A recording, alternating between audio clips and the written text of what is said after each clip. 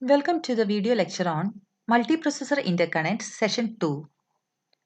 In this session, I deal with the topic crossbar switches. First of all, the crossbar switch and multiport memory.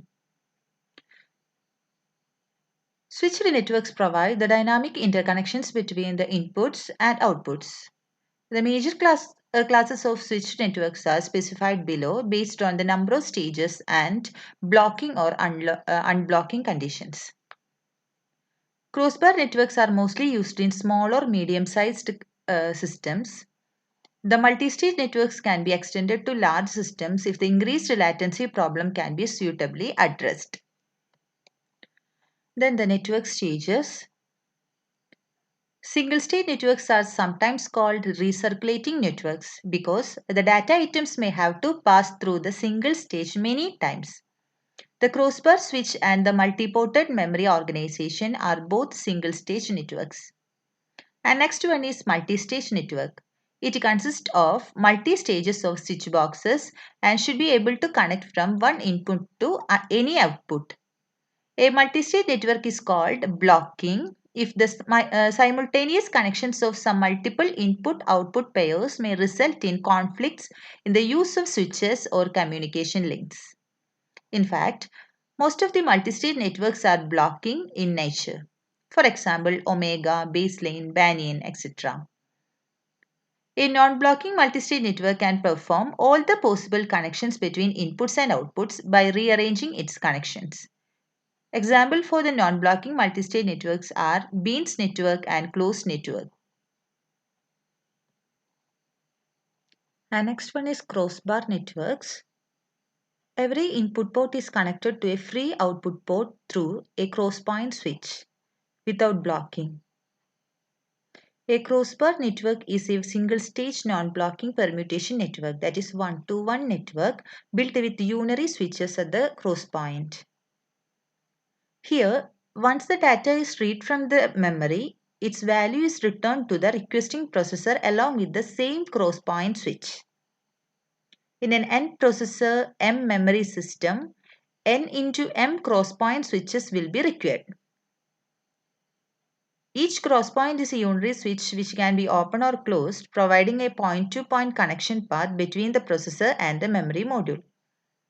All the processors can send the memory requests independently and asynchronously in the crossbar networks. This poses the problem of multiple requests destined for the same memory module at the same time. In such cases, only one of the requests is serviced at the time. This representation gives about the crossbar switch. Note that each memory module can be satisfy only one processor request at the time. However, each processor can generate a sequence of addresses to access multiple memory modules simultaneously.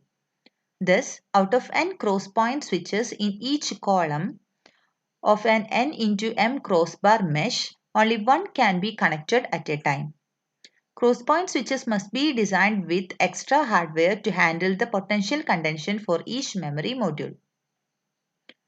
For an n into n crossbar network, this implies that n raised to 2 sets of crosspoint switches and the large number of lines, that means address data control lines, are needed. So far, only relatively small crossbar networks within n is less than or equal to 16 have been built into commercial machines. This figure shows the systematic design of a row of crosspoint switches in a single crossbar network. Here, the multiplexer modules are used to select one of the n read or write requests for the service.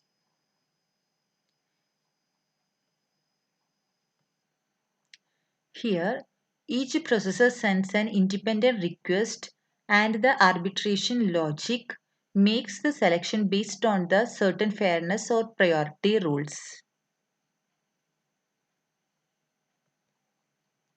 Based on the control signal received, only one out of n sets of information line is selected as the output of the multiplexer tree here, and the memory address is entered for both read and write access. In the case of read, the data fetched from memory are returned to the selected processor in the reverse direction using the data path established in the case established. In the case of write, the data on the data path are stored in the memory here. And about the acknowledgement signals that are used to indicate the arbitration result to all the requesting processors. These signals initiate the data transfer and are used to avoid the conflicts. Here, these are the limitations of crossbar. Crossbar network is cost effective only for small multiprocessors with a few processors accessing a few memory modules. And the expansion is limited by the size of switch matrix. And the complexity of the switch grows as a square of number of modules in the system, thus does not ensure the performance in proportional to the cost. This interconnection system is complex to design and expensive to fabricate. These are the main limitations of crossbar switches. Let's move to the multiport memory.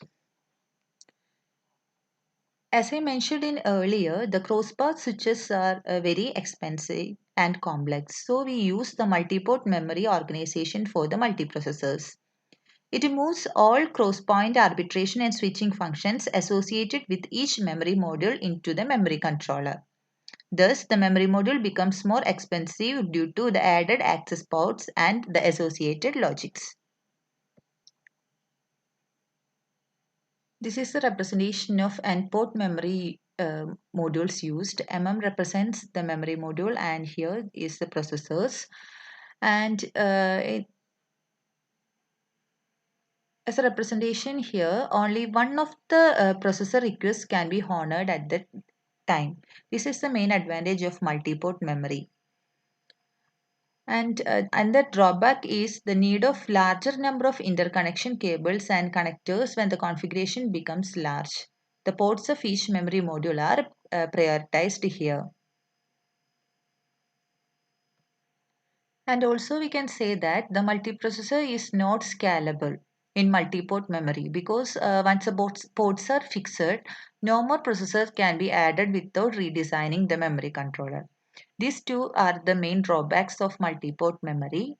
Hope you understand about the crossbar switches and multi-port memory. Thank you.